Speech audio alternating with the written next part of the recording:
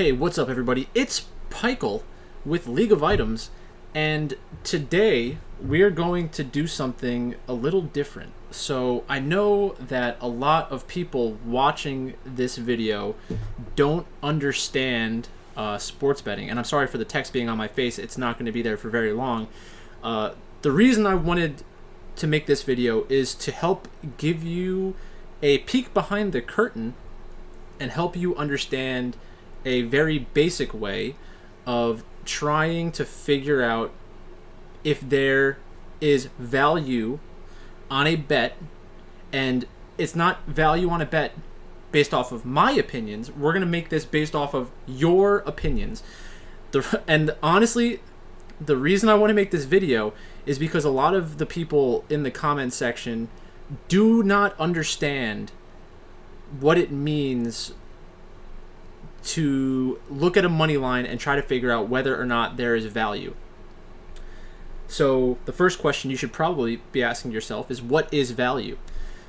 The way that I look at value, and if there are other bettors out there who have a different definition of value, please share it in the comment section for people who are lost by my definition. Value is also thought of as an edge. So if you think that there is a lot of value on a bet, that means that your projections or your beliefs, it doesn't even have to be projection based, it can be based purely off of your belief. If your belief is that a team wins 70% of the time and the sports book is saying, well, we think they win 55% of the time, if you're right and it's 70% of the time, that means that you have a 15% edge over the sports book. This means that when you make your bet, in order for you to win the bet and be profitable long term, it's more likely because your opinion is that it's 70% and the sportsbook's opinion is that it's 50%. So that 15% differential over a long period of time should result in you winning money if you are correct. Now, the problem with this is that it's very process driven to have that kind of mentality. A lot of people bet money on sports and want the instant gratification. They're not willing to do it over a long period of time. They bet too much money all at once and they get frustrated, and that's why sportsbooks make as much money as they do. So in this video, before we get into specific numbers about the money lines that are available for some of the play-in stage games, we're gonna use Group A as an example for the play-in portion, and we're gonna basically build this out in a very simple way. At least I think it's simple, and I think that with my explanation you'll find it simple as well. We're going to build out what the projected standings will be for Group A. I'm going to fill out mine based on the sports book, and you're going to hopefully fill it out in Excel or Sheets with your opinion, and it's going to require you to answer some questions because it's very easy to turn on a video, listen to some people's opinions, and then say, oh no, I think you're right, or oh no, I think you're wrong. Like, that's simple. If that's really the end point that you want to be at when you're consuming content, then this is not going to be an interesting place for you. This is going to be like school. So you're probably just not going to like it. So for Group A, we have 5 teams, and what I'm going to ask you to do if you want to be a part of this exercise, and I know a lot of gamers don't like exercise, I've been there. We're going to do Group A, so you need to list the 5 teams from Group A either on a piece of paper or into an Excel spreadsheet, and I'll show you what mine looks like just so that we're kind of working off the same stuff, but I want you to get down your information first.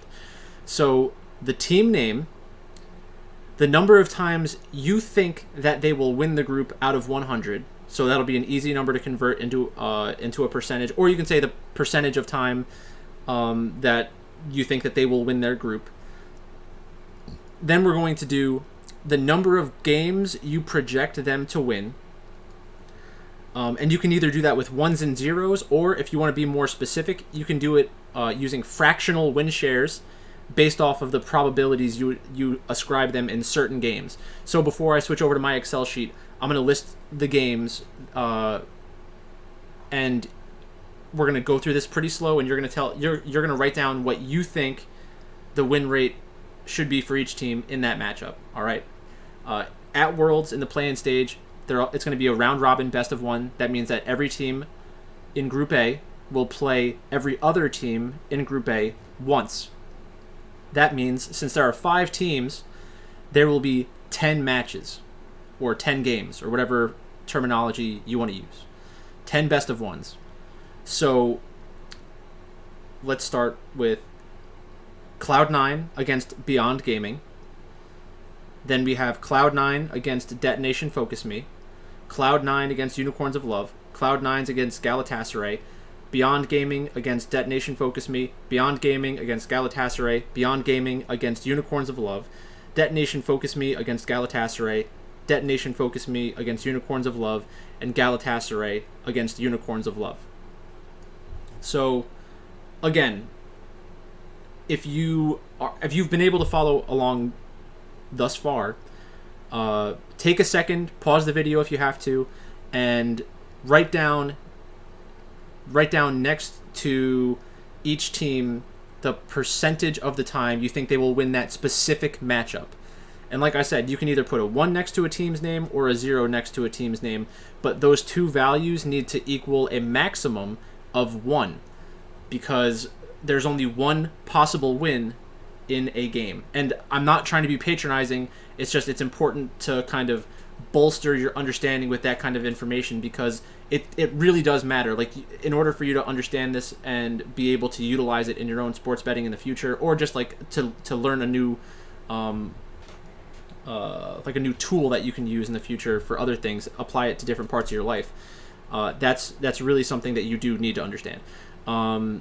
So like I said, if you need to pause the video, do that, but take the time, go through each individual matchup, maybe go research every match, and then punch in those team names, punch in those win percentages, either ones and zeros or fractions, whatever you want to do. And then fast forward about 15 to 20 seconds in this video, because I'm just going to create a buffer zone so that people have more time, because I'm a nice guy.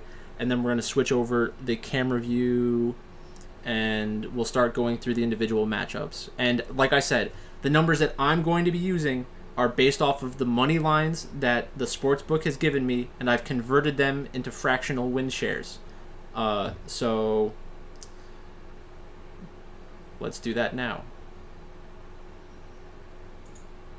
All right, we're back. So I have the list of games down here. They're not in the same exact order that you have them, but let's go through every individual game as it's listed in the sportsbook. This is from Bet365 in New Jersey. They have a European sportsbook as well, I think, but I'm in New Jersey, so this is what we're using it from. So the first game, Cloud9 against Beyond Gaming, right? The sportsbook has it listed. Actually, I guess it might be even more. Maybe this will help you understand maybe some of the confusion and like why quote unquote American odds are somewhat confusing to some people. So these money lines mean that in order for you to win, if you make a $100 bet on Beyond Gaming and Beyond Gaming wins, you would win $120. In order to win $100 by betting on Cloud9, you would need to bet $163. That's why the numbers look like that. So if there's a minus sign or a negative sign in front of the number, that means that's how much money you would have to bet in order to win $100. If there's a plus sign, it means that if you bet $100, you will win that number. Okay, so in the first matchup, Cloud9 and Beyond Gaming, it's minus 163 to plus 120. Beyond Gaming against DFM, minus 175 to plus 125, and so on and so forth. They only have 9 of the games listed. And just as a side note, the reason why that happens sometimes is either the sportsbook has taken they've taken too much money on a specific game and they unlist it because they have like a balanced book and they wanted to make roughly this much money by making the bet available to the public. They've hit that number, they pull it off, and they're just willing to let it run like that. Again, not super important, but that's just the reality of the situation. Okay, so what I've done in this spreadsheet is I've converted the American odds into the implied win rate, which is essentially the fractional win shares that I was talking about before. And we're going to use those to build out the Group A, the projected Group A standings according to the sportsbook. And I'm gonna do this at this point as well. I'm gonna put a disclaimer that this doesn't necessarily mean that these are the standings that the sportsbook thinks will happen in real life. It's their attempt to create odds that will incentivize bettors, you and I, to bet money on the sportsbook while guaranteeing a return. So let's talk about that statement for a second, right? So I'll just read it again, just in case you need to hear it again. This doesn't necessarily... projected Group A standings according to the sportsbook. This doesn't necessarily mean that these are the standings that the sportsbook thinks will happen in real life. This is their attempt to create odds that will incentivize bettors to bet money on the sportsbook while guaranteeing a return. So they want to induce action. They want people to look at the bets and be like, "Oh man, I think that this is a good bet. I'm going to throw $100 on it and I'll win." And honestly, that's really where the thinking stops for most people who make bets.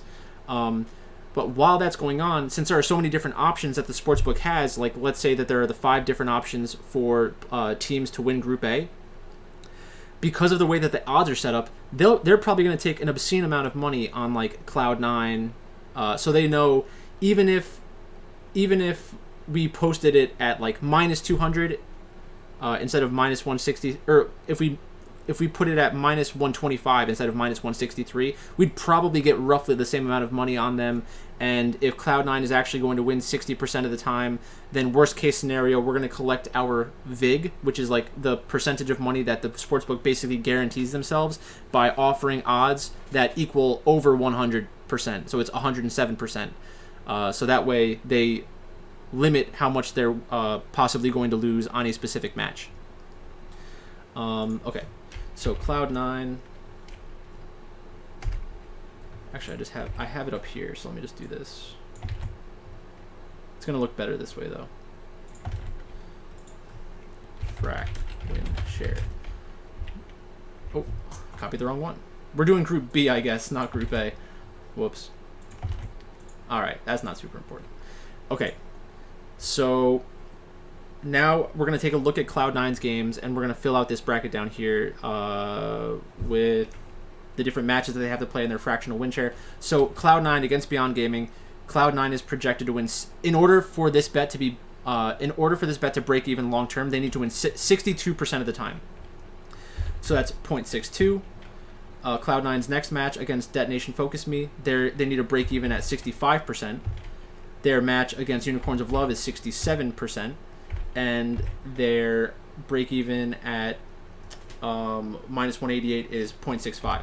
Now, one option that you have, since we know that it equals more than 100, we can try to figure out where the rake is, where the VIG is from the sportsbook, and then remove that so that the fractional win share is more accurate. But for this, I'm not going to do that. I'm just going to keep this relatively simple. So then Beyond Gaming, since they're playing against Cloud9 in their first match, it's 0.45. They're listed as the underdog. Every other match, Beyond Gaming is listed as a favorite. So Beyond is 0.64, 0.65, and 0.65. So I know that this is not relevant to what we're doing right now, but the fact that Cloud9 is between 62 to 67 against in every single matchup, and then Beyond Gaming is 64 and 65 against these different teams, but has that big amount, that big gap between C9. So it's like 62% for Cloud9, 45 for Beyond. I think that the VIG is actually probably more on Beyond Gaming, and they're thinking of it as a 60-40 match, which is kind of weird. I might need to think through that further. But I think Beyond Gaming might actually be an okay bet against Cloud9 because we don't need to talk about that now. We have to go more into more detail in that specific matchup for that to be more important. So Detonation Focus Me is 0.44 against Galatasaray. They're the favorites, and that's 0.6. Against Unicorns of Love, they're 0.6 as the favorites, and then they are an underdog against Beyond Gaming, so that's 0.44. Unicorns of Love are underdogs in every single match, so it's 0.42, 0.4, 0.48, and then they're favorites against Galatasaray. The reason why it says 80 on my screen is because it's minus 125, but I already had them in that column, so I just changed it. So it's 0.56. And then the last one is Galatasaray.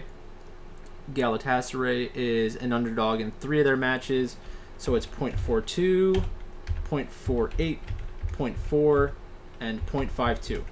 And then a simple Excel thing is equals sum, and then you drag over the things that you want to add together, and then you can drag and drop it.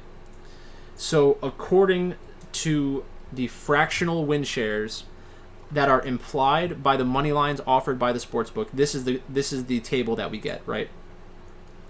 So Cloud9 is projected to win 2.6 matches according to the sportsbook.